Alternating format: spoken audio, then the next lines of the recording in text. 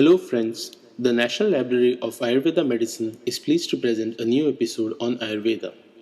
The present release is part of a video lecture series prepared for the education of Ayurveda literature in accordance with the academic curriculum of Ayurveda studies in India.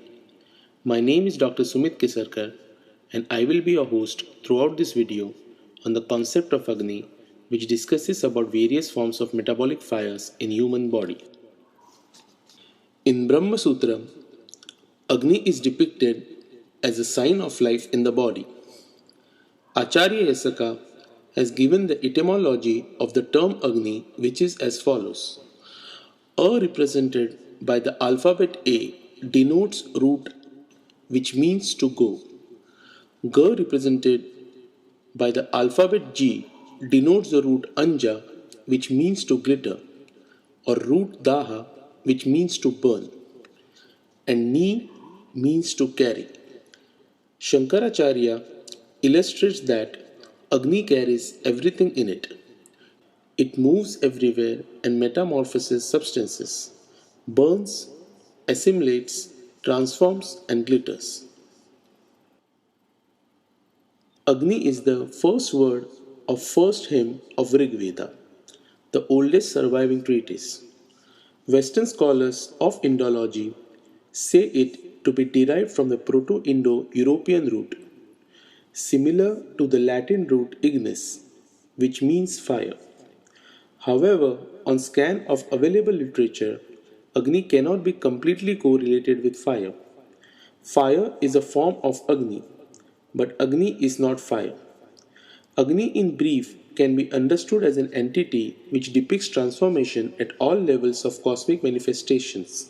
As seed transforms into crop, child grows to a man, as food transforms into blood, as thoughts transform into words, so at every understood level of transformation, Agni can be interpreted.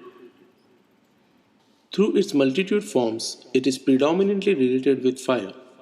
This high importance is evident from Rig Veda, where there are more hymns to Agni than any other gods. Agni in the Vedas is represented in the pictorial form as having two faces, seven arms, three legs, and riding a ram. It is also described that Agni has dark eyes and three bodies. The omnipresence of Agni is described through the Puranas in all manifestations. It is described as sage among all divinest of sages, immortal with its abode among mortals, director, protector, and accomplisher of all ceremonies, messenger between heaven and earth, without oblation to which gods experience no satisfaction. It is only communication between gods and mortals, and immediately acquainted with all forms of worship. Agni is also found at crematorium, where it assumes form of Kravyat, a flesh-eating demon. Agni himself is a Kravyat, and as such takes an entirely different character. He is then represented under a form as hideous as the beings he, in common with the other gods, is called upon to devour. The origin of Agni has many legends. He is said to be a son of Deus and Prithvi. He is described as a son of Angiras, the king of Pitris, or fathers of mankind, and the authorship of several hymns is ascribed to him. He is called the son of Brahma and is then named Abhimani.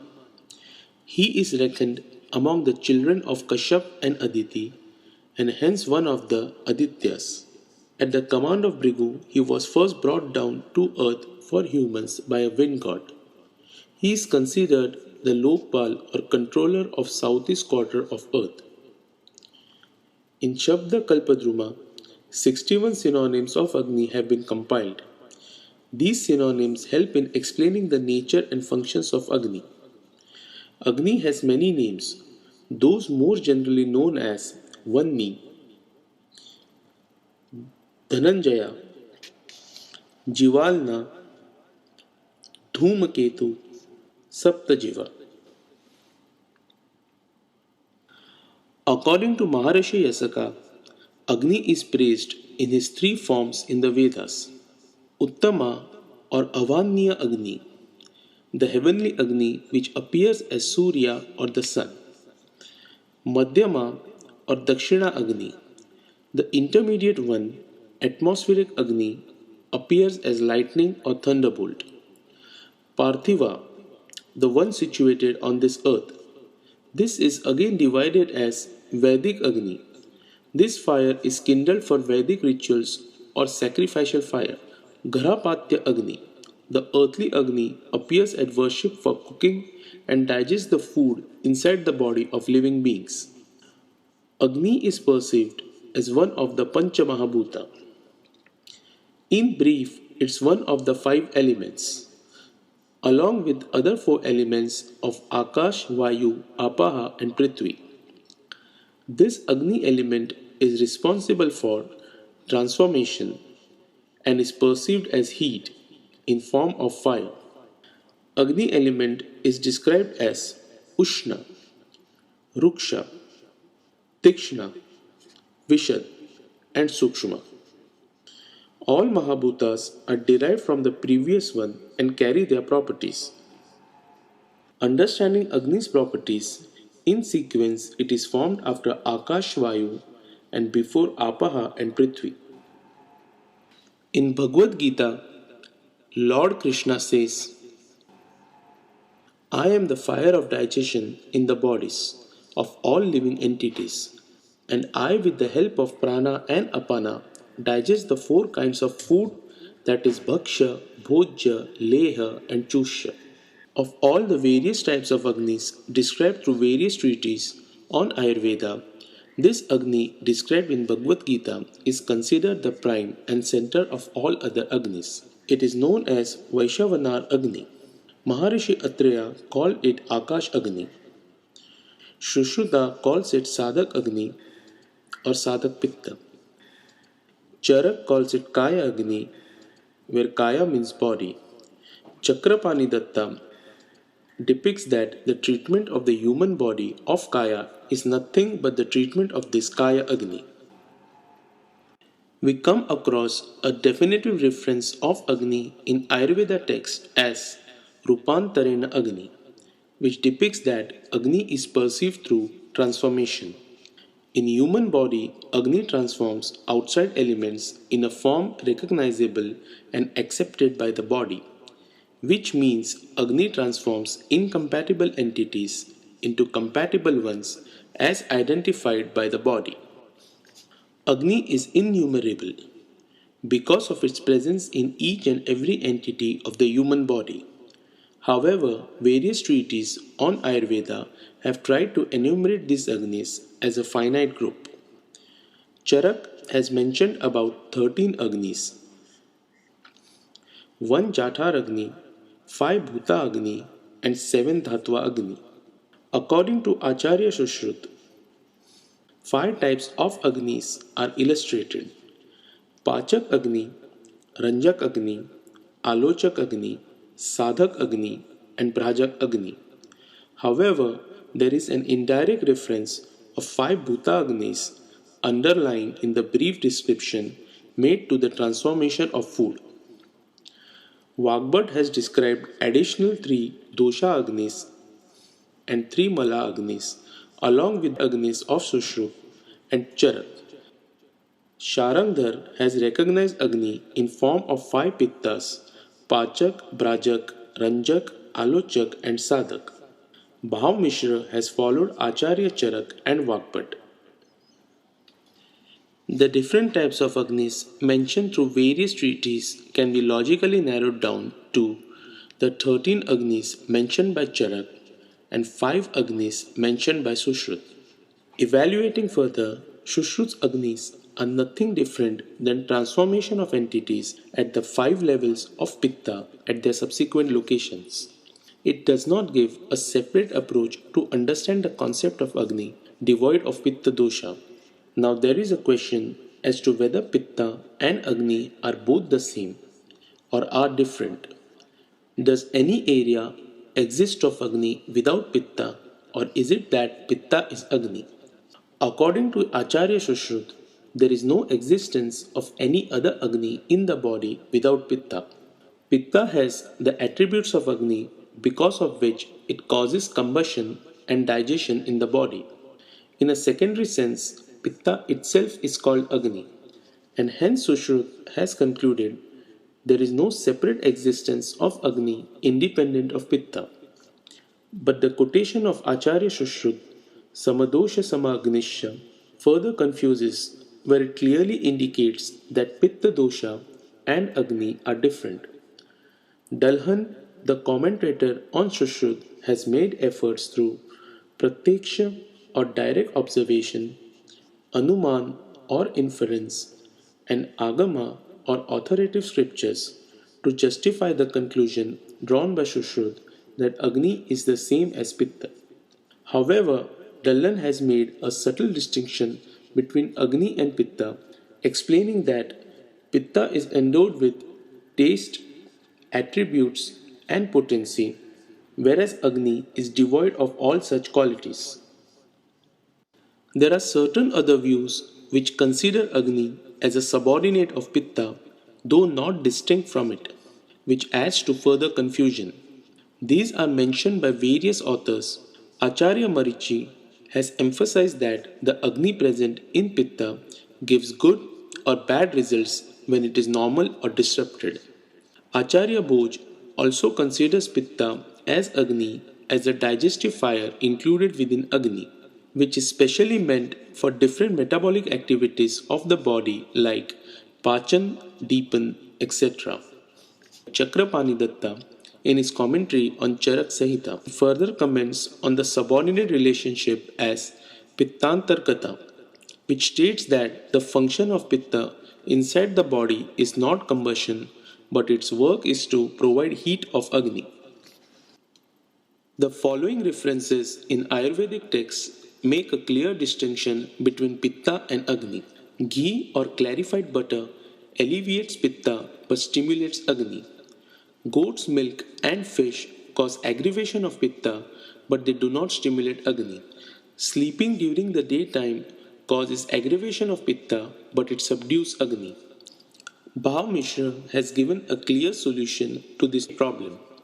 According to him, it is the Ushna or heating attribute of Pitta which is responsible for its functions like Pachan, Ranjan, and Darshan. Therefore, Agni does not exist independent of Pitta. Pitta, though composed of five Mahabhutas, is dominated by Agni and Apaha and bears the characteristic features of both these Mahabhutas. It is the predominance of Agni and reduction of Apaha Mahabhuta which enables Pitta to perform functions like digestion. It is this modified state of Pitta which is called Agni. Though in reality, Pitta and Agni are two different entities, because of their eternal association, in practice, these are treated as synonymous.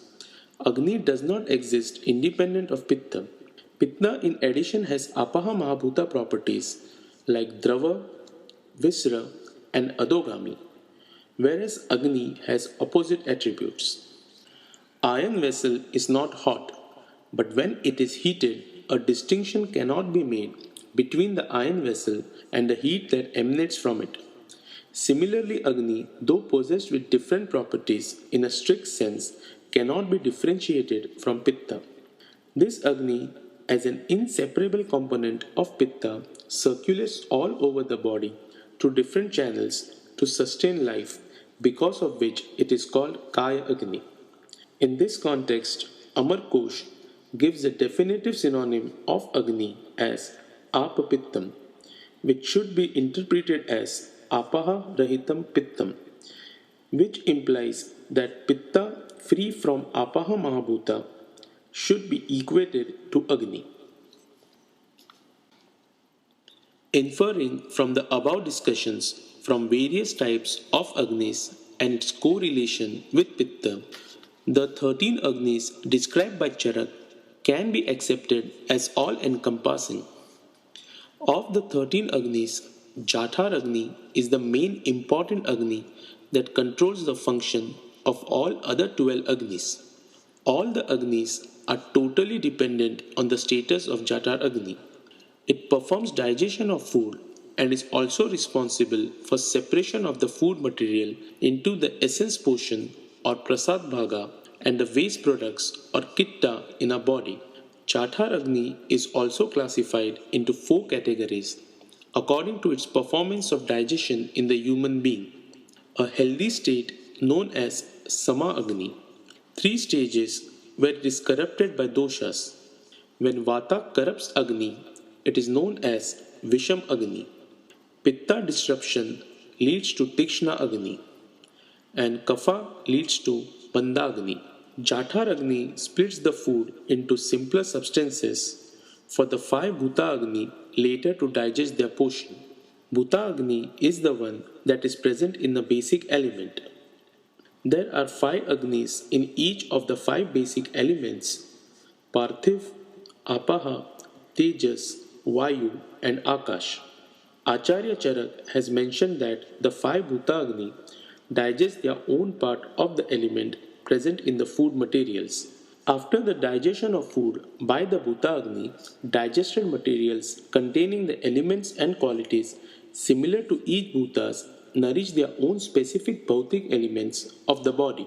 Dhatu Agni refers to the Agni present in each of seven Dhatus of Rasa, Rakta, Maus, Med, Asti, Majja, and Shukra.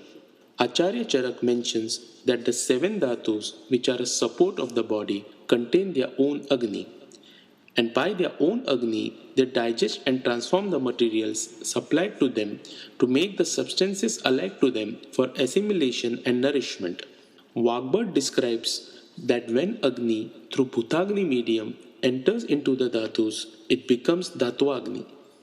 Any discrepancy at any levels of these Agni is understood by various symptoms which are detailed through various treatises and their treatments are done accordingly. It may not be incorrect to state that the entire aim of Ayurveda is to keep this Agni healthy all the time.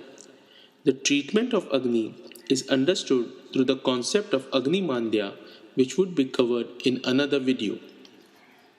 I hope this video was informative and made the subject clear. Comments and feedback are highly appreciated, and you can leave them by visiting the National Library's website at www.nlam.in or likewise by writing to me at vdsumit@gmail.com. Thank you for watching.